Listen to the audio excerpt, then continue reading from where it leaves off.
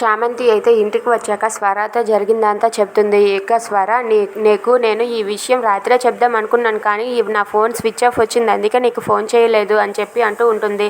ఆ చామంతి, నువ్వు నీ ఫోన్ చేసేసరికి నీ ఫోన్ స్విచ్ ఆఫ్ వచ్చేసరికి నేను ఒక్కసారిగా చాలా భయపడ్డాను, కానీ ఇలా జరిగిందని చెప్పవచ్చా? ఇప్పుడు నువ్వు ఇంటికి వచ్చాకే నేను ప్రాణాలతో ఉన్నాను, అంతవరకు నా ప్రాణం గుప్పెట్లో పెట్టుకుని ఉన్నాను చామంతి అని చెప్పి అంటూ ఉంటుంది. దాంతో అక్కడ ఉన్న చామంతి అయితే అభి గురించి జయకృష్ణ గురించి ఇలా చెప్తూ ఉంటుంది.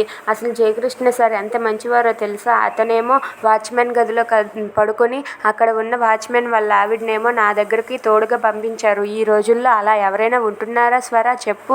అంత మంచివారు జయకృష్ణ సారు. నేను కూడా ముందు జయకృష్ణ సార్ గురించి భయపడ్డాను, కానీ ఇలా చేసేసరికి నేను చాలా సంతోషించాను. జయకృష్ణ సార్ ఎంత మంచివారు అని చెప్పి అప్పుడే అర్థమైంది నాకు అని చెప్పి అంటూ ఉంటుంది. అది విని స్వర అయితే, లేదు చామంతి, నువ్వు ఎప్పుడు అలా గుమ్మలో పడకు.